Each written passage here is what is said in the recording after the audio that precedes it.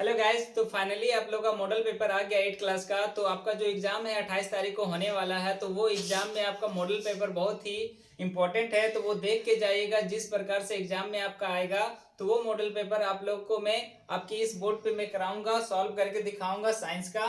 आपका जो एग्जाम 28 तारीख को होने वाला है उस एग्जाम में आपका टोटल 50 क्वेश्चन आएगा और इस 50 क्वेश्चन हर सब्जेक्ट से आएगा। ओके, तो हर 50 क्वेश्चन को आप ध्यान से पढ़िएगा और उसे सॉल्व कीजिएगा। ओके, तो चलिए मैं आपको साइंस का 50 क्वेश्चन आपके सामने बताने वाला हूं सॉल्व करके। ओके, तो पहला क्वेश्चन आपका क्या है? तो पहला क्वेश्चन आपका है कि सूक्ष्म जीव का निवास स्थान कहाँ है। तो सूक्ष्म जीव का निवास स्थान आपको पता है कि सूक्ष्म जीव जो है वो हर जगह पाया जाता है, वायु में भी, स्थल में भी और आपका पानी में भी और जीवित वस्तुओं पर भी पाया जाता है। तो इसका आंसर क्या हो जाएगा? वन का उपयुक्त सभी, यानी कि इसका आंसर क्या है? सभी। तो सभी जगहों पे ये पाया जाता है, ऑप्शन नंबर डी। उसके बाद क्वेश्चन नंबर 2 में क्या पूछा है आपसे कि निम्नलिखित में कौन सा रोग मच्छर से फैलता है। तो आपको पता है मच्छर से फैलने वाला रोग पोलियो नहीं है, हैजा भी नहीं है, मलेरिया। तो आपका पता है कि मलेरिया है, तो ऑप्शन नंबर डी। तो मलेरिया जो रोग है वो आपका क्या? मच्छर के काटने से फैलता है। तो क्वेश्चन नंबर 3 आपका है बायोडीजल के निर्माण में कौन सूक्ष्मजीव सहायक है। तो आपको पता है कि बायोडीजल के निर्माण में प्रोटोजोआ, जीवाणु, शैवाल, कवक कोई नहीं होता, तो कौन हो जाता है आपका आंसर? शैवाल। ओके, क्वेश्चन नंबर 4 क्या हो जाएगा? निम्नलिखित में से सबसे बड़ी कोशिका कौन है। तो आपको पता है कि सबसे बड़ी कोशिका शुतुरमुर्ग का अंडा होता है, ऑप्शन नंबर बी में है आपका आंसर शुतुरमुर्ग का अंडा। Okay, question number 5। तो क्वेश्चन नंबर 5 क्या बता रहा है आपका कि कोशिका के किस भाग में गुणसूत्र उपस्थित होता है। तो गुणसूत्र उपस्थित रहता है कोशिका के केंद्रक में। कहाँ उपस्थित रहता है? तो केंद्रक में। तो केंद्रक आपका ऑप्शन नंबर कौन सा हो जाएगा? ए। ओके, क्वेश्चन नंबर 6 क्या बोल रहा है? किस धातु की भौतिक अवस्था द्रव रूप में होती है। तो ऐसा कौन सा धातु है जो द्रव अवस्था में पाया जाता है? तो चलिए ऑप्शन आपका है जस्ता, तांबा, पारा और टीन।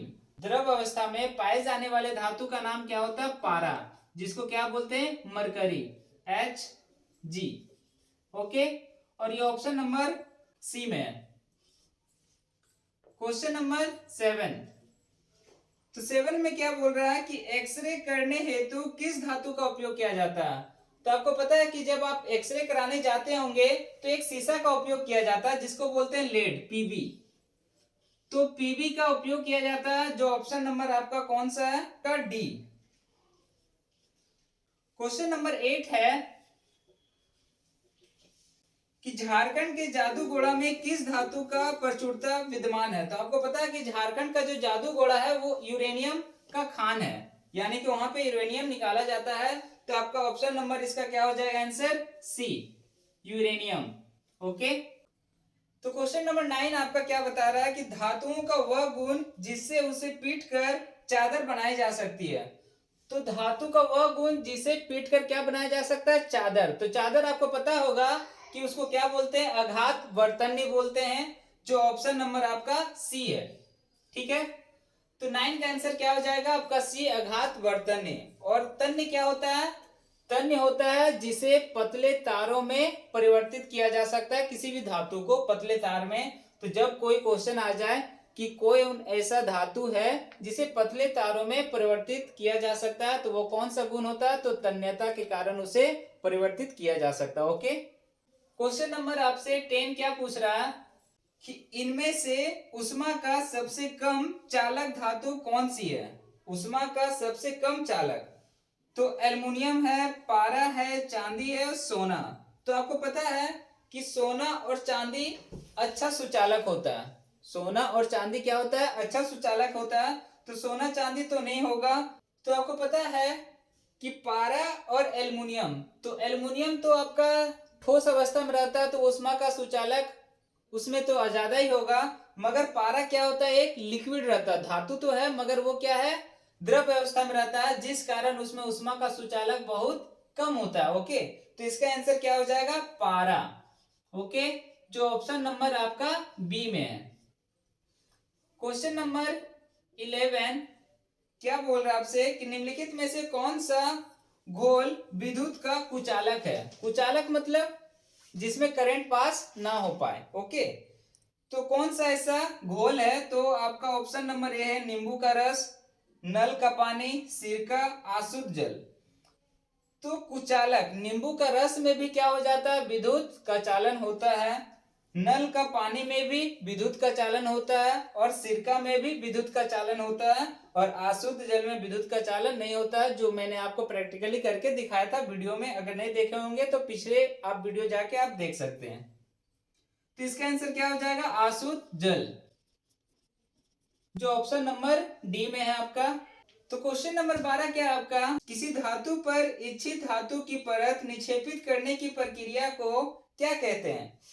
तो आपको पता है कि किसी धातु पर परत जब चढ़ाया जाता है, किसी धातु पर जब परत को चढ़ाया जाता है, उस प्रोसेस को क्या बोलते हैं? तो ऑप्शन नंबर है आपका विद्युत लेपन, ऑक्सीकरण, जस्तीकरण या विद्युत अपघटन।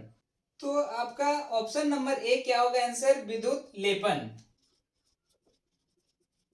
Option number A. तो जस्तीकरण में क्या होता है कि ओनली जस्ता का परत चढ़ाया जाता है, इसलिए इसका आंसर जस्तीकरण ना होके क्या होगा? विद्युत लेपन। ओके, क्वेश्चन नंबर 13 क्या बोल रहा है आपसे कि निम्नलिखित में से किसमें आंतरिक जनन होता है? तो आंतरिक जनन मतलब शरीर के अंदर जो जनन होता है उसको आंतरिक जनन कहते हैं। तो ओके, तो इसमें ऑप्शन दे दिया आपका मछली, मेढक, स्टारफिश, मुर्गी। तो आपको पता है कि मुर्गी में क्या होता है? आंतरिक जनन होता है। Okay, option number D. Question number 14, तो 14 में क्या बोल रहा है आपसे कि हाइड्रा में जनन की विधि। तो आपको पता है कि हाइड्रा में कौन सा जनन होता है? तो हाइड्रा में आपका मुकुलन होता है, option number B. Okay, question number 15, तो 15 में क्या बोल रहा है कि पृथ्वी की सतह से ऊंचाई के बढ़ने के साथ साथ वायुमंडलीय दबाव क्या होता है?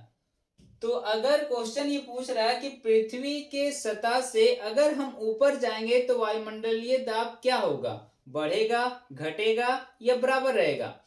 तो जब भी हम पृथ्वी के सतह से ऊपर ऊंचाई पर जाते हैं, यानी पहाड़ पे जाते हैं, तो वायुमंडलीय दाब क्या हो जाता है? घट जाता है। ओके, तो इसका आंसर क्या हो जाएगा? वायुमंडलीय दाब घटता है। ओके, तो ऑप्शन नंबर हो जाएगा आपका ए। तो इसका मैंने आपको प्रैक्टिकल भी करके दिखाया था कि वायुमंडलीय दाब अधिक ऊंचाई पर कम होता है और कम ऊंचाई पर अधिक होता है। तो अगर आप प्रैक्टिकल अगर नहीं देखे होंगे तो आप मेरे शॉर्ट वीडियो में जाकर देख सकते हैं प्रैक्टिकल वायुमंडलीय दाब का। ओके, क्वेश्चन नंबर 16 में क्या पूछ रहा है? दाब का मात्रक क्या है? तो आप पढ़े होंगे दाब इक्वल टू क्या होता है? दाब इक्वल टू होता है बल बाय क्षेत्रफल। ओके, तो बल बाय क्षेत्रफल होता है, तो बल का SI मात्रक क्या होता है? न्यूटन, और क्षेत्रफल का SI मात्रक क्या होता है? Metre square. तो यानी कि न्यूटन पर मीटर स्क्वायर। तो न्यूटन पर मीटर स्क्वायर आपका ऑप्शन में कहीं नहीं है, तो न्यूटन पर मीटर स्क्वायर को क्या बोलते हैं? पास्कल। ओके, क्या बोलते हैं? पास्कल। तो दाब का मात्रक क्या हो गया? पास्कल या तो newton per metre square. Okay, तो क्वेश्चन नंबर 17 आपसे पूछ रहा है कि निम्नलिखित बलों में से कौन सा समर्पित बल है? ओके, तो आपसे पूछ रहा है संपर्कित बल कौन सा है? तो गुरुत्वीय बल, चुंबकीय बल, अस्थिर वैद्युत बल या घर्षण बल। तो आपको पता है कि घर्षण बल जो होता है वो संपर्क बल होता है। ओके, कौन सा बल होता है? संपर्क बल, जो ऑप्शन नंबर आपका डी है। ओके, तो घर्षण बल ही, जैसे घर्षण हम कर रहे हैं इस टाइप से, तो ये क्या है? संपर्क में कर रहे हैं इसका, तो ये इसका संपर्क में कर रहे हैं, तो ये घर्षण बल हो गया, और ये संपर्क में ऐसा होता है। ओके, तो 18 में क्या बता रहा है कि निम्नलिखित में से कौन सा पदार्थ अदहनशील है? अदहनशील पदार्थ कौन है? जो नहीं जल सकता है उसी को ना कहते हैं अदहनशील पदार्थ। तो आपका लकड़ी, कोयला, पेट्रोल या पत्थर। तो आपको पता ही है पत्थर इसका आंसर होगा, option number D. Question number 19। तो क्वेश्चन नंबर 19 क्या बोल रहा है आपसे, किसी पदार्थ के दहन का पोषक पदार्थ क्या है। तो दहन का पोषक पदार्थ यानी दहन के लिए सबसे ज्यादा जरूरी क्या है। तो कोई भी चीज को जलाने के लिए सबसे ज्यादा जरूरी क्या होता है, ऑक्सीजन होता है। बिना ऑक्सीजन का कोई भी पदार्थ जल नहीं सकता। ओके, तो इसका आंसर क्या हो जाएगा, oxygen, O2, option number C. Question number 20। तो 20 क्या बोल रहा है क्वेश्चन आपका, किसी ज्वाला का सबसे अधिक गर्म भाग कौन सा होता है। तो कोई भी ज्वाला जब जलता है तो उसका जो बाहरी भाग होता है ज्वाला का, ओके, तो ये जो ज्वाला होता है तो ज्वाला में सबसे गर्म भाग कौन सा होता है। तो गर्म भाग सबसे बाहरी यानी कि सबसे बाहरी भाग होता है, और सबसे अंदर वाले भाग जो होता है वो बहुत ही कम गर्म होता है। ओके, तो इसका आंसर क्या हो जाएगा, सबसे बाहरी भाग, ऑप्शन नंबर, तो सबसे बाहरी भाग ऑप्शन नंबर ए में है। Okay, question number 21। निम्नलिखित में से कौन से दो गुणसूत्र मिलकर नर शिशु के रूप में विकसित होता है। तो नर शिशु का जन्म कब होता है, जब X और Y यानी कि पुरुष का Y गुणसूत्र और महिला का X गुणसूत्र जब मिलता है तो क्या होता है, नर का निर्माण होता है, नर शिशु का जन्म होता है, जो ऑप्शन नंबर किसमें है, ऑप्शन नंबर आपका बी इसका आंसर होगा। ओके, तो क्वेश्चन नंबर 22 में आपसे पूछ रहा है विश्व एड्स दिवस कब मनाया जाता है। तो विश्व एड्स दिवस मनाया जाता है 1 दिसंबर को। ओके, 1 दिसंबर को मनाया जाता है, जो ऑप्शन नंबर सी में आपका आंसर है। क्वेश्चन नंबर 23 में आपसे पूछ रहा है स्त्रियों में होने वाले मासिक स्राव की सामान्य अवधि क्या है। स्त्रियों में जो होने वाले ऋतुस्राव जो होता है वो कितने महीने का होता है, तो वो 28 दिन का होता है। ओके, तो इसका ऑप्शन नंबर हो जाएगा डी आंसर। मासिक स्राव कितने दिनों का होता है, तो 28 दिनों के बाद होता है। Okay, question number 24। तो 24 आपसे क्या पूछ रहा है कि समतल दर्पण से बना प्रतिबिंब होता है।